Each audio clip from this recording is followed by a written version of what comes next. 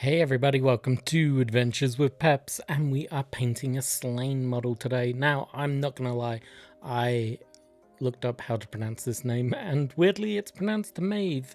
I would not have guessed that in a million years.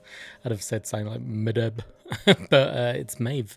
Maeve is how the Irish would have said it, so that's how we're going. So, who is Maeve and why are we painting her today? Well, of course she is from the comic strip Sláine in the wonderful 2000 AD.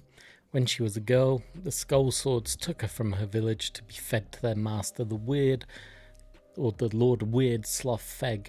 However, when Maeve saw the Eldritch Drune Lord emerge from a painting on the wall of the Cave of Beasts, she felt not fear but awe, impressed by her bravery and her admiration for him. Feg permitted Maeve to become a Druness or Priestess of the Medb. I wonder if that's pronounced of the Bave. I'm going to Google that. Okay, I just looked it up, and that's also pronounced V for some reason. So Maeve became a priestess of the Bave. The other children from Maeve's village volunteered to become Drunes as well, but were eaten. Years later, Maeve had become such a powerful priestess, excelling in every area, that she was chosen to be sacrificed to the worm god and become a goddess herself. Her father, a rich man, heard that his daughter was going to die and offered Sláine and Uko anything they wanted to save her. The pair was successful in their mission and rescued Maeve from the burning Wicker Man, much to her annoyance. After Maeve was returned to her father, she quickly killed him and turned her aggression towards Sláine afterwards. She failed to kill him, so Feg sent her to bewitch Ragal, the then king of Slaine's tribe. Going by the alias of Magrim, who we painted in an earlier video, Maeve cast a glamour over Ragal, manipulating him and allowing the Fomorians into the land of the young. Slowly the land fell into despair, and the men became weak. Shortly afterwards, during the Horned King saga, Magrim accompanied Sláine as he brought the tribes together. She tried several times to sabotage this, at one point summoning Avadu to kill Naim, and was responsible for the death of the Naka, Slaine's dragon. She was eventually discovered thanks to Uko and fled back to her master until the final battle. By the climax of the war, she was presumed dead after having been flung from her dragon. Maeve, however, survived and trained in her magical powers for several years and set about destroying the land in her master's name shortly after Sláine went on his travels through time. After Sláine returned, as did Maeve, she summoned the Siphons to bestow upon her an army with which to finally destroy her old enemy. God, I am struggling to read right now, guys. I do apologize. She very nearly succeeded, with Slaine's tribe taking heavy losses. However, Sláine won out in the end thanks to the self-sacrifice of his druid, Cathbad, and Maeve was finally put to rest, stabbed through the stomach and burnt to ashes, ending the priestess's wrath. Her powers: she is a powerful magic user and is able to summon beasts, transform herself into various forms, control the minds of animals such as wolves, give people fatal heart attacks, turn people's blood to poison, and make people think they have spiders crawling all over them. Well, that just sounds horrific. Strength level: she is a human female who regularly exercises.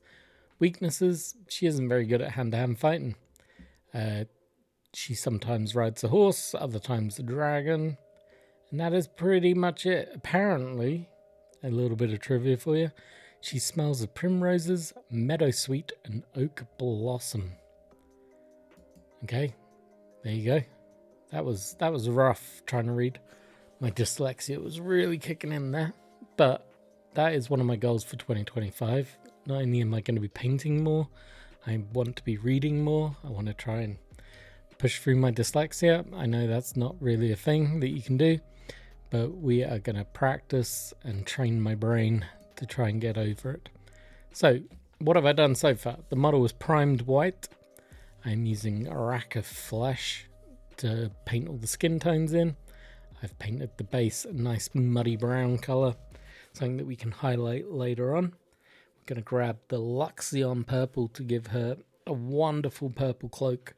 Now, I've been looking at different artwork, but I ended up picking a scheme very similar to the Warlord Games one. I really like using this purple. I do have issues with the finished model. I think the purple looks a bit blotchy in places, so I'm probably going to go over it again with a second coat. Make it look all nice and pretty. But beyond that, I am pretty happy with the final result. We have this stunning eye-popping purple on it. And as you'll see as we continue painting, there's not going to be much playing off it. It's going to be some yellow. It's almost my channel colours, the purple and yellow. Maybe she's maybe I'm a villain. Am I a Sláine villain? That'd be hilarious. Also, who would have thought you'd pronounce it Maeve? That's good to know. If you see a D then a B, you pronounce it as a V. That's confusing, but very handy to know. I tell you what, the names in this, I get that it's a lot of Irish, and I don't know Irish language at all. I haven't looked into the mythology. Maybe that's something I should do. But yeah, the names really catch me out quite a bit. But we'll see if that can improve whilst we do these videos and obviously talk aloud about the models. With the purple now drying, I grab the pallid bone. Obviously, I am pretty much using a nice mix of colours here. Got the GW contrast paints for the purple, and then I'm using Army Painter for a lot of the other stuff. But yeah, the pallid bone is going to go on a tunic. Is that what you call this? A loincloth? The area that I'm currently painting is where the pallid bone is going on. She doesn't actually have a lot of cloth on her. It's basically this area. That's it. Beyond that, it's metal chainmail on the body. There's the belt, and then she's got her arm braces. People who are armory nerds, please chime in. What are all these things called? I have no idea.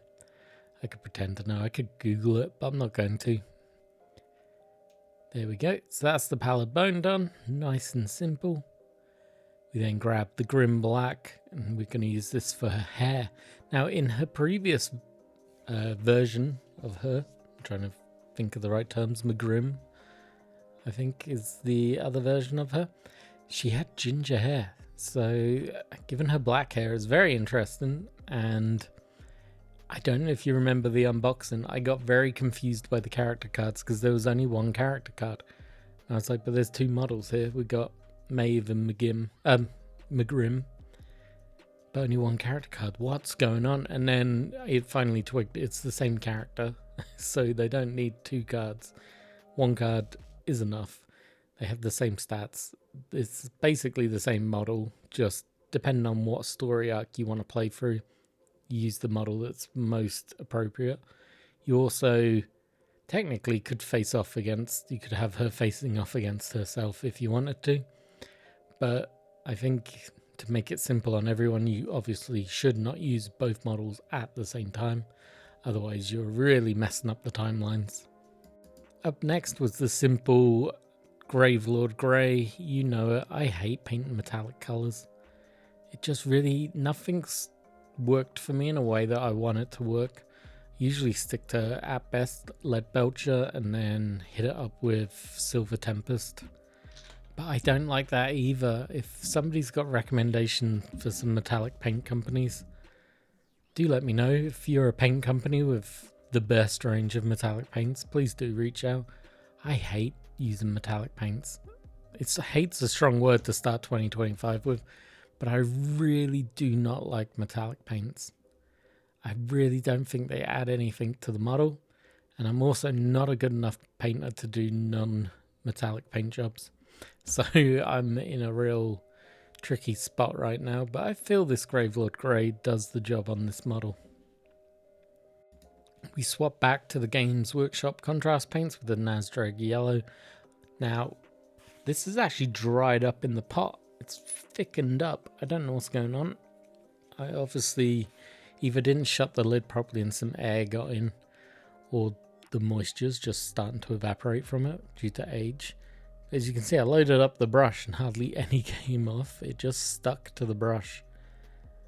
So I went back in and it comes out super dark, which is fine. It wasn't what I was hoping for. This ends up looking like a leather belt instead of yellow. But what it does allow me to do is whack some water in it later, and then I can use it on the arms, as you can see here. And it's giving me these two different tones. So it worked out in my favor. It's one of those lucky mistakes. I would always recommend moving forwards, shaking your paints up, adding a drop of water now and again in there, making sure that they're still alive before you just commit to putting paint on a model. Lessons learned. I also slapped on the base some Agrag Earthshade just to help that muddy look get achieved on the base there. Nice and simple, just picking out these bits. We're pretty much done. We've got one more paint to apply and then we can probably call this model done.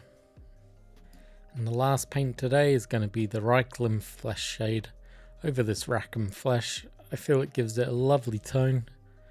It looks pretty good to me. And while I'm doing that, I'll set up for glamour shots and you can join me in a little minute. Now, if you haven't already, make sure you drop a comment, drop a hi, drop a like. It's free to do. It means the world to me. I love chatting to hobbyists. I want to hear what you think of the model. Is this worthy enough for playing on tabletop? Obviously, it's not going to win any awards, but it does look fine at 3 foot away. So drop a comment. Let me know what you think. While you're there, you might as well hit that subscribe button. I'll catch you in another video soon. Cheers for watching.